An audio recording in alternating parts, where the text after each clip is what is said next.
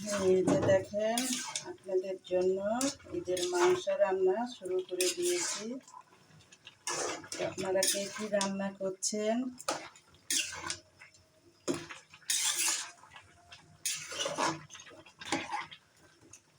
আমি এই যে গরুর মাংস রান্না করছি। মশলাটা দেওয়া হয়েছিল না, মশলাটা দিয়ে দিলাম।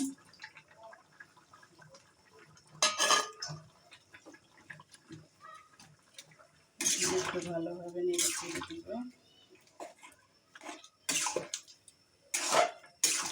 আগে মরিচ, কাঁচা মরিচ, পেঁয়াজ, শুকনো মরিচ এগুলি সব দিয়ে দিয়েছিলাম। এখন এই যে একদম পাটাতে বেটে মশলাটা দিলাম। আমি আবার বাটা মশলা খেতে বেশি পছন্দ করি, পাটাতে বেশি। যখনই আমি রান্না করি তখনই আমি একদম মশলা বেটে দিই। আমার আবার বেটে রাখা মশলা খেতে ভালো লাগে না। তো আমার রান্না কেমন হচ্ছে দেখে আপনারা বলবেন। এখন এই যে আমার আবার গোটা গোটা রসুন খেতে ভালো লাগে, কিছু গোটা রসুন দিয়ে দিলাম। হ্যাঁ, তো কে কে আপনারা রসুন খেতে পছন্দ করেন?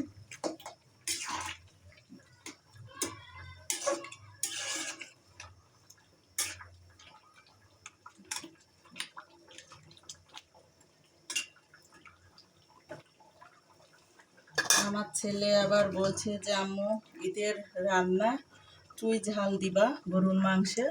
গরুর মাংস নাকি চুই ঝাল দিয়ে খেতে বেশি ভালো লাগে। তো এই দেখেন, তাই এখন এই যে চুই ঝালগুলি দিয়ে দিচ্ছি, দিয়ে নেড়ে চেড়ে ঢেকে দেব।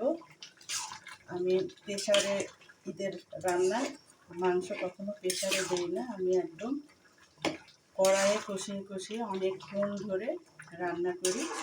এতে করে মশলাগুলি সব মাংসের মধ্যে ঢুকে যায়, ভালো লাগে। চুই ঝালগুলি দিয়ে দিলাম, গোটা গোটা রসুন দিলাম। এখন সকল মশলাটাকে দিয়ে দিয়েছি,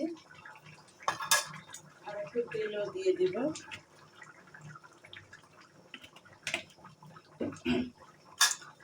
এখন একদম নেড়ে চেড়ে ঢেকে দিব। ধীরে ধীরে মাংসটা কষানো হয়ে যাবে, একদম কষা কষা ভাবে মাংসটা করব।